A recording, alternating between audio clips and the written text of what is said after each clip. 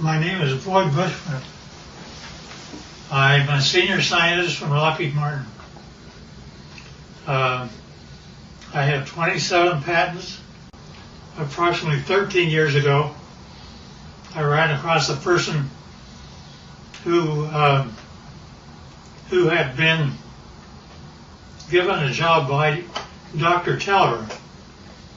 Dr. Teller was Oppenheimer's right-hand man, and even after Oppenheimer was thrown out of Area 51, Dr. Teller stayed there and was in charge of several programs. The person that I contact twice to 3 times per month is the head of that program now. And they continually update me on everything they possibly can. I do have a top secret clearance. I choose, however, for their purposes, not to use it because the intelligent ones of me and me actually believe that a great deal of information should be lifted up from those dark recesses of Area 51 and moved over so people can see it. So that's what began about 13 years ago. Since I am a scientist, I do not believe in theory. I basically say, follow the data, theory be damned. If something can't verify by a physical test that something is true, then I do not care to accept it in that I present. Therefore, everything that we present here will be data that comes directly from them through me to you. The subject of today there are those that are acquainted with the fact that there were Phoenix lights that occurred over Phoenix about 2 years ago. They were photographed, and those really turned out to be just blobs across the Phoenix sky. It turned out to be that a very dear friend of mine took his wife up a mountain on Valentine's Day, and they took a photograph of Tucson. Turned out to be, when they developed the film, there were a total of 5 UFOs across Tucson proper. And this is Tucson as they saw it. Can you get that? So here's the picture of Tucson as he had it. Then, as he developed further, notice that there are 5 very distinct UFOs along the top of the mountain. Mm-hmm. One of them is even canted a bit, about 45 degrees. Now, the person that took the film said that he had a mothership underneath and one up high. This shows the high one. Mm-hmm. I don't know if I know that I can buy the ship. My name is Scott Faree. I live in Vail, Arizona. A friend of mine who manages a nonprofit in Tucson asked me to take some photos for him for his website. And he was looking for a sunrise picture of kind of the skyline of downtown Tucson. So I had gone out actually on Valentine's Day evening. I dragged my wife up to A Mountain so that I could go up there and just block out some shots, kind of plan the photos that I was ultimately going to take for that website. And so we got up on A Mountain just as the sun was setting. I set up my Canon 40D on a tripod, opened the shutter up fully. I really wasn't looking for picture quality. I was, like I said, I was looking to block out where I wanted to set the camera and the angles that I wanted to take. And so I started to click off some photos, and I had these set with a timer release on the shutter so I didn't get any camera vibration because the sun was starting to set. We were running into fairly low light. And I took, I don't know, it was probably 6 or 8 pictures. I figured I'd had enough that I could take a look at tomorrow, take a look at the next day and decide what I liked. So we went out to dinner that night, went home the following day. I uploaded these photos onto my laptop, and I noticed some lights that I really didn't expect to see up above the Santa Catalina Mountains. And upon closer inspection, and as I really ran out the contrast in the photo, I ended up with something that I still can't explain to this day. This is the original photo, and these lights were showing up just over the top of the mountain. I took a second photo probably 5 or 6 seconds later, as long as it would have taken for me to reset the timer. And in fact, this group of lights was in a much more narrow band, and now about, well, I don't know, I can't really say distance-wise, but they'd moved quite a ways from where that original grouping had taken place. So I still have no explanation for the camera, or for the pictures. These images, these lights have not shown up in any other photos that I've taken. I'm at a loss as to what they might be, and certainly curious as to where those lights came from. They certainly are very similar images. Here's up and flying. Let me go through. Now, on the ships, in order for me to believe it, I had to get blow-ups. And so here are 2 of them, which is blown up much higher. And I think I have one that, yeah, you can see the 45-degree candidate UFO. Now see, the only reason that I bought everything that he said is because my people have been feeding me for 13 years pictures, not only pictures of just plain pictures, but I gave them assignments, being a senior scientist, and they got a picture of up close and personal. This is a UFO which is ready to take off, and it is very up close.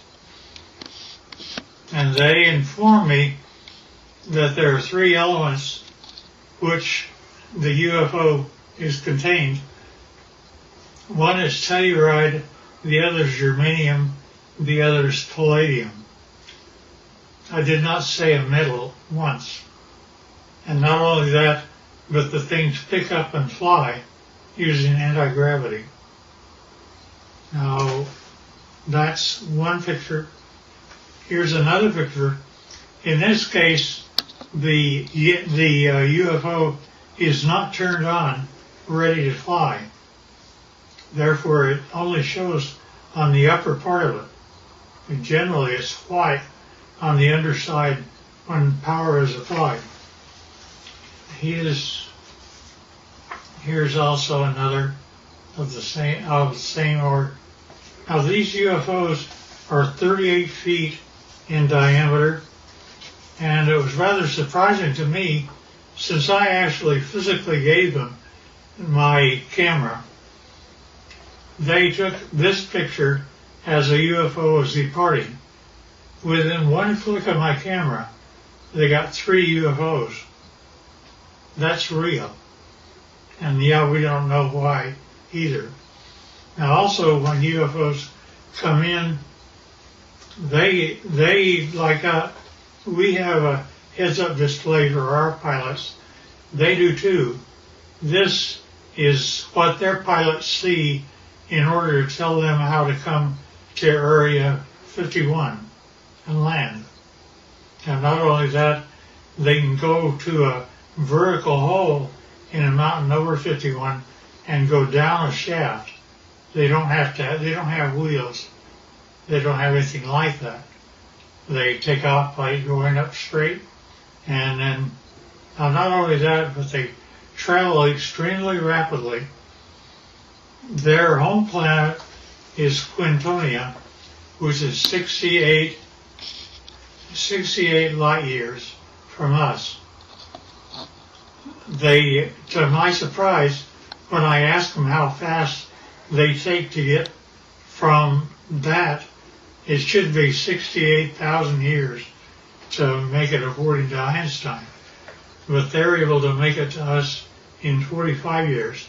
So I gave them an assignment to photograph the planets from space as they were coming back. And they did that.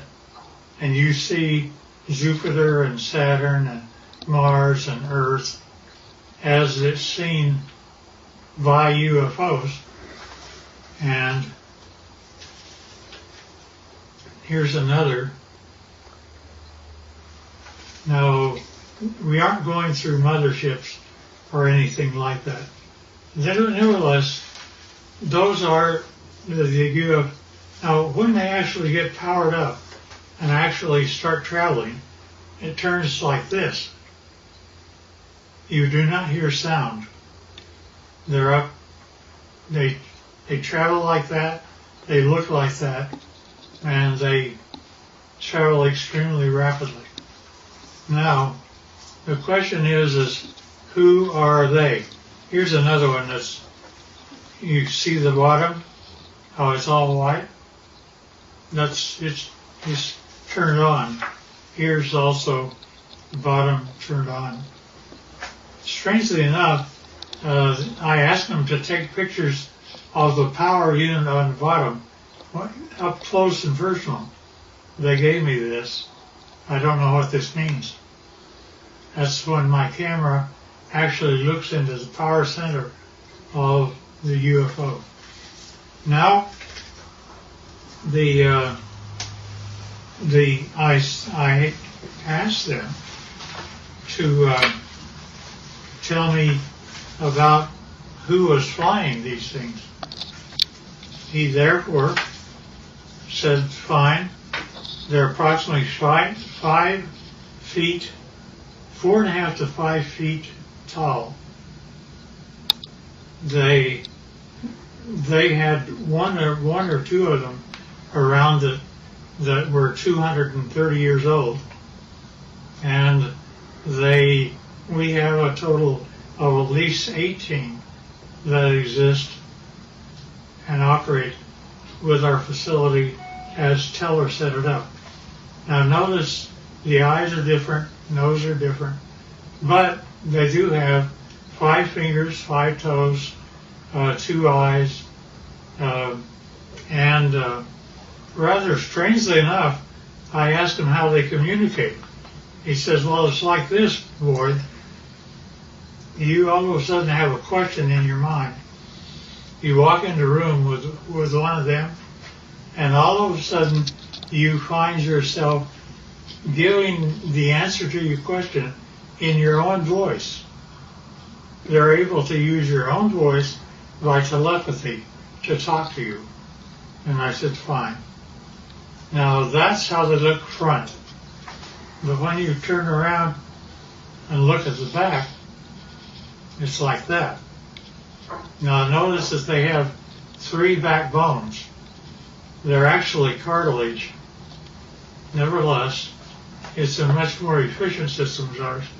They also have 3 ribs in their system rather than more.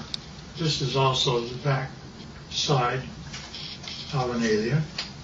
Here's a 45-degree look.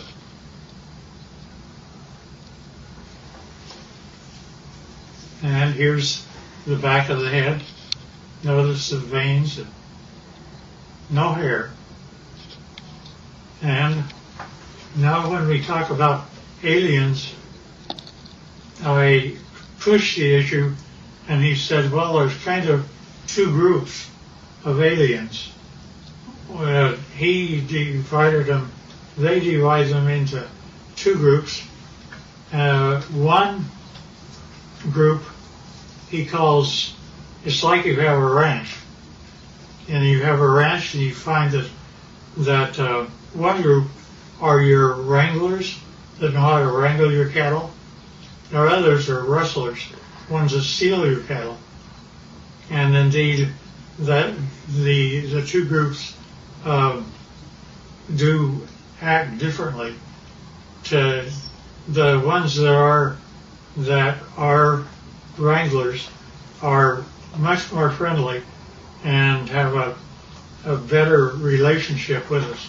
Here's the other side of the alien too. Now also notice that their feet, where they have 5 toes, the toes are joined together like a frog, and yet they are dissimilar. Now there was a surprising occurrence, and that is my friend had one of them that was a friend, and he died here. And 10 days after his death, I was out visiting my buddy who's in this picture.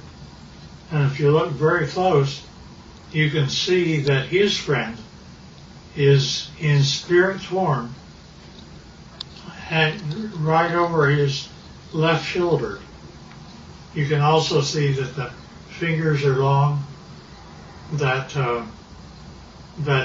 there is something. We have an expression that basically say when a person dies, they stay around their body for 3 days and then go off, and they basically have the same thing that happens to them. Now, with respect to the alien craft, we have American citizens which are suited up like this, and they are working on UFOs 24 hours a day, and we're trying to learn what to do. These are 2 guys, 2 American citizens, and they're trying to protect themselves against germs and things like that. And here's another view of them. And here's another one. There's an upper part of a UFO and a lower part of a UFO. This is the upper part, and it's just one of them up there. They have, generally we give them suspenders so that if they start floating, they don't have gravity on the inside. Somebody can grab them and pull them over to the side. And this is the home planet that they come from, which they call Quintonia. Now notice that the hand, that's an alien hand. Notice that that the fingers are longer than ours by quite a bit, about 30% longer, and that's just the way they're put together. Now, at any rate,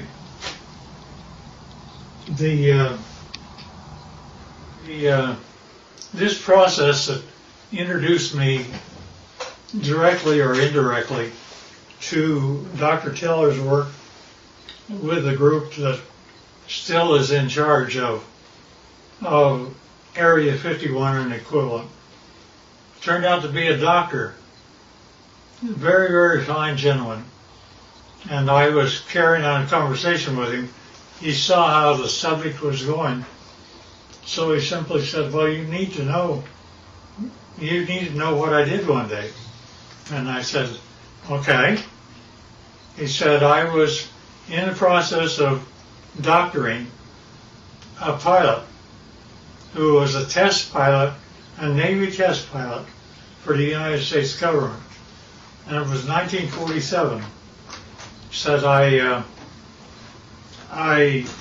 he began, I don't know if it's a drug I had him on or what was occurring, but he basically told me that the radar group, had found a blip out over New Mexico, and that they would like to assign me to go out and check it out. So he said, fine, I'll do that. And he got the fastest airplane that existed then, which was propeller at the time. And it was fully armed and all the rest of those things. Nevertheless, he was out flying, and he found the item, and he immediately communicated back, and he said, I wish authority, first of all, I want you to tell me, are there any other airplanes flying? Are there commercial or anything else around other than he and I? Said, just the two of you. And he said, fine. Second thing I want to know is, do I have authority to shoot it down? I said, why do you want authority to shoot it down? He says, because I am flying the fastest thing that the United States can make, and he's beginning to leave me. Therefore, I know he's either a friend or an enemy, and if he's leaving me, he's an enemy. Therefore, I wish authority to shoot it down. The commander said, fine. He granted him authority. He pulled in. He shot him down. He came down. He flew past and saw that there was a road on the one side of a fence area. He came down and landed his airplane. Hard to do, but he did. And then he cut across the fence. One of them, the door was open. One of them was out walking around. But he didn't care about that. He cared about what the vehicle was. So he went over, and rather strangely enough, when he ducked down, because they were only 5 feet high, he saw that he could see through the walls. Not only that, but as he stepped in, the floor was spongy. He looked at the three that were there, and they were dead. He knew they were. He'd killed them. But he also knew that the military would come, and he had put up with those guys for a long time. So he went back across the barbed wire fence, got in his airplane, and took off. Therefore, he was never briefed out at all. And he didn't give my friend authority to allow me to know what his name was. I know, but I won't reveal it. Both of them should have been gone for a long time. Nevertheless, so when I got up with my contacts in Area 51, I brought up that story, and they said, well, that's totally true, but we can't say it, you can. And that's how they've kept me all this time, is I can talk about it, but they can't. I do, because of some very good reasons, keep things within control, but I don't want us to fall behind the Russians and Chinese. And the problem I have is that Area 51 is working with both the Russians and Chinese right now. And trying to make UFOs, they have, there's been a total of 39 United States citizens that have lost their lives trying to reverse engineer UFOs. And Well, the last one I heard of was a year and a half ago, where we lost 19 lives in one test.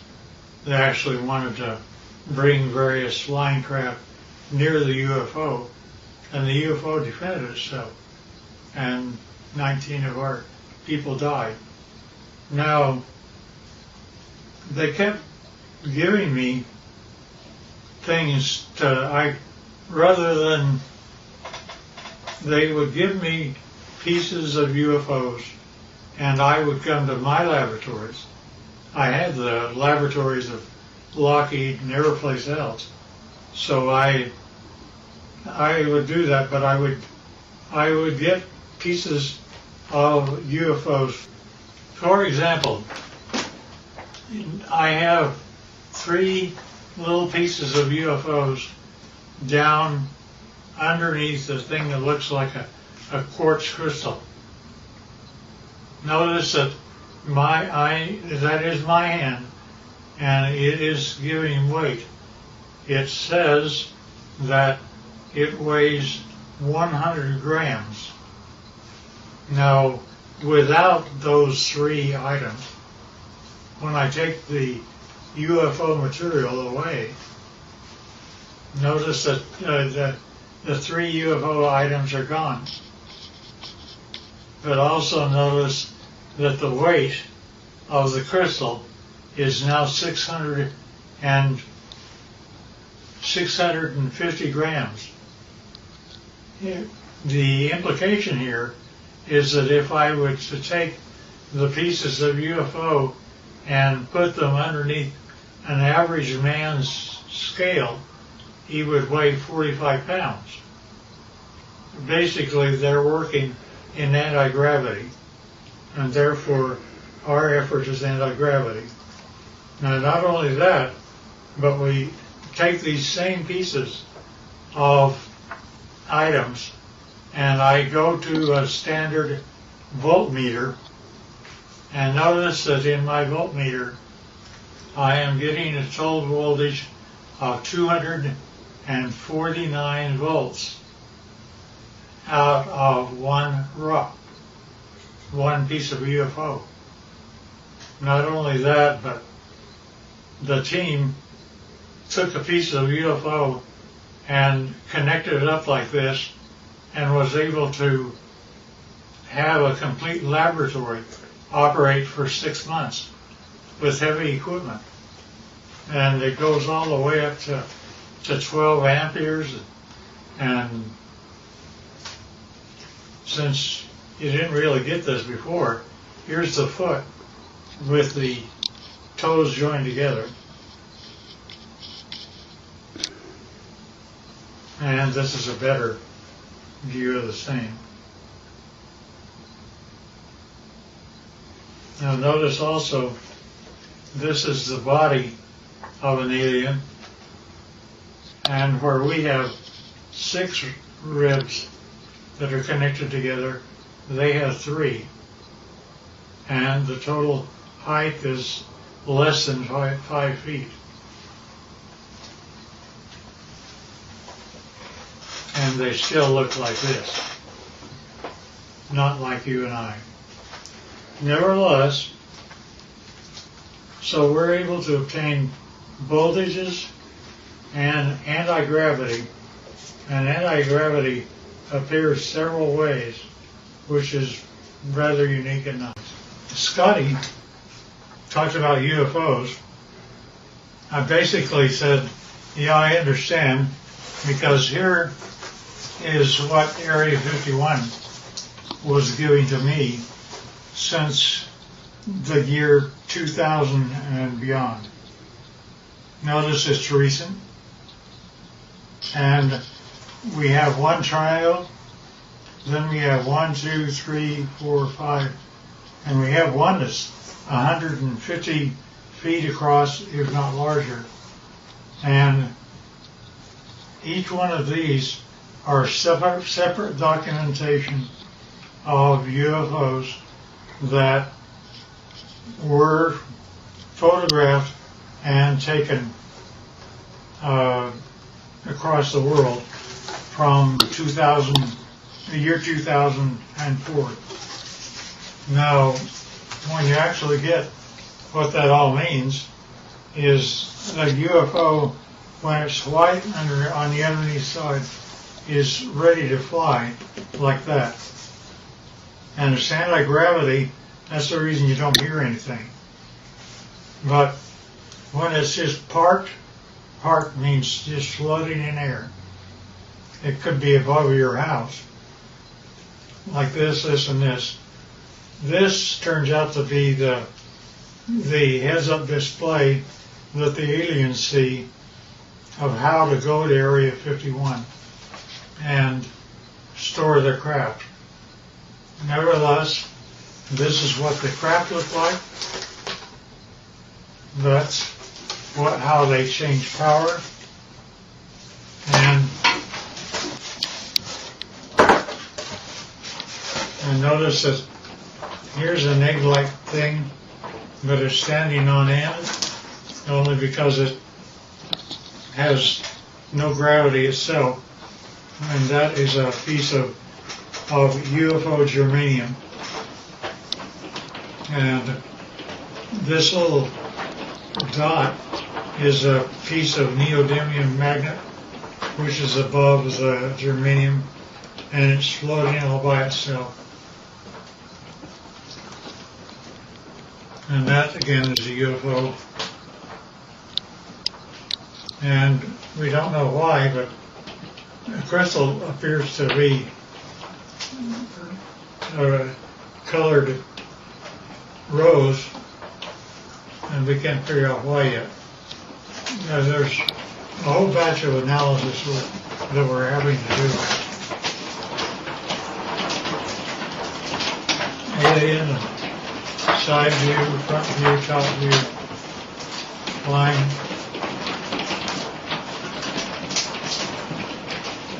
And that's the power center of palladium in the middle of the craft.